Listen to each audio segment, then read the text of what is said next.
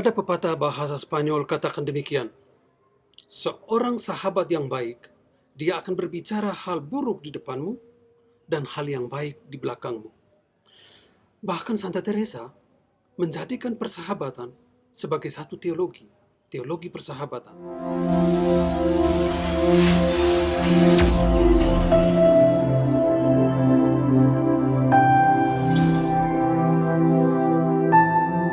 Berdoa itu satu seni membangun persahabatan. Persahabatan dengan diri sendiri, persahabatan dengan sesama, dan persahabatan dengan alam semesta.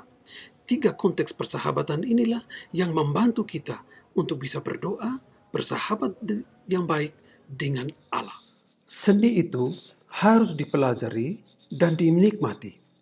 Sehingga kalau doa dilihat sebagai satu seni, maka perlu belajar dan juga perlu menikmati. Santa Teresa dari Avila meyakinkan kita bahwa doa itu bukan satu aktus, artinya satu kegiatan dengan waktu tertentu, momen tertentu, situasi tertentu.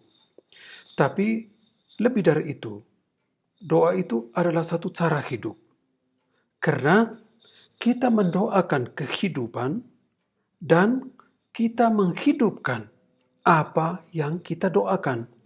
Sehingga Santo Agustinus juga mengatakan hal yang hampir sama.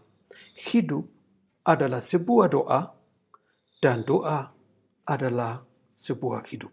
Mari kita lihat 3 tuntutan untuk bisa berdoa dengan baik dalam pandangan dan pengalaman Santa Teresa dari Avila. Tuntutan pertama, berdamailah dengan diri sendiri. Berdamai dengan pengalaman masa lalu, entah pengalaman yang baik ataupun pengalaman yang negatif. Dan kita dituntut untuk berdamai dengan itu, untuk menerima semuanya itu.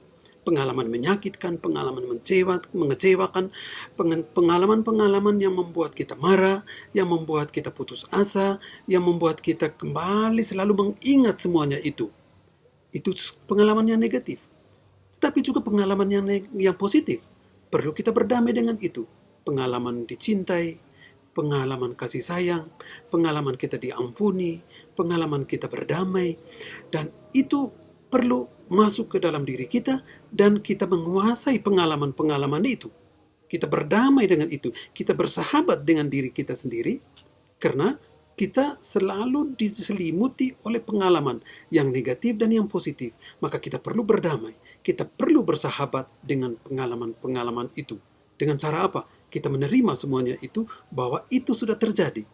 Itu sudah kita lalui, dan kita sudah bisa mengatasinya itu dengan baik. Artinya secara positif, kita bisa katakan demikian.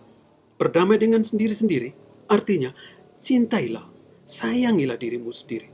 Sayangilah dirimu sendiri, sayangilah masa lalumu, sayangilah apa yang sudah dilewati, apa yang sudah dialami. Sehingga kitab suci juga mengatakan demikian. Yesus juga mengatakan demikian. Kasihilah sesamamu seperti dirimu sendiri. Sehingga yang pertama-tama adalah mengasihi diri kita sendiri. Sayang dengan diri kita sendiri dong. Mengasihi diri sendiri berarti mengasihi Tuhan pemberi diri itu. Mencintai Tuhan pemberi kehidupan. Sehingga ketika saya percaya pada diri saya sendiri, ketika saya sayang dengan diri saya sendiri, dengan kemampuan, kebaikan yang saya miliki, maka kita juga percaya, kita juga yakin dengan si pemberi semuanya itu, yaitu Tuhan sendiri. Santa Teresa yakinkan bahwa Allah itu sungguh percaya dengan setiap pribadi, dengan setiap manusia. Maka siapakah kita untuk tidak percaya pada diri kita sendiri? Allah tidak pernah menghukum manusia. Ya, dengan pengalaman-pengalaman masa lalunya, Allah tidak pernah menghukum. Dan siapakah kita untuk menghukum diri kita sendiri? Untuk tidak mencintai, tidak mengasihi diri kita sendiri. Kita punya kewajiban ilahi untuk menerima, bersahabat dengan diri kita sendiri, mencintai diri kita sendiri. Poin yang kedua adalah mengasihi sesama. Kasihilah sesamamu. Ini perintah Yesus. Bukan sekedar anjuran, tapi satu perintah. Sehingga wajib dijalani. Dan Santa Teresa meyakini bahwa mencintai sesama itu adalah dasar yang paling penting juga. Kenapa? Karena menurut Santa Teresa, ketika kita mengasihi orang lain, ketika kita bisa mengampuni sesama kita, sebenarnya kita sedang mewujud nyatakan cinta dan pengampunan Allah yang ada dalam diri kita. Santa Teresa katakan bahwa doa itu menyeimbangkan relasi dan mendamaikan kebersamaan. Demikian juga sebaliknya, kebersamaan dan relasi itu akan seimbang dan damai ketika kita masuk ke dalam doa. Artinya apa? Artinya, kalau doa kita kurang bagus, kalau kita merasa doa itu kering, tak ada artinya, kita seakan-akan membuang banyak waktu, ya tidak ada pengaruhnya dalam hidup kita, maka yang diperiksa pertama-tama ketika kita mengalami situasi seperti itu bukan doanya, tetapi relasi sosial kita dengan orang lain. Demikian juga sebaliknya, ketika relasi sosial kita kurang bagus, kurang harmonis dengan sesama, orang tidak nyaman dengan kita atau kita kurang nyaman dengan orang lain, maka yang diperiksa bukan relasi itu, tetapi doa yang diperiksa. Santa Teresa memberi pendasaran yang sangat jelas.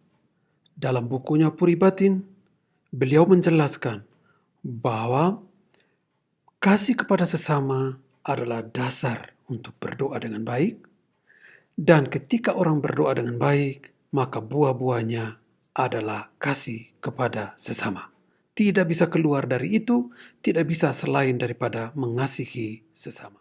Dasar yang ketiga adalah cinta akan alam semesta.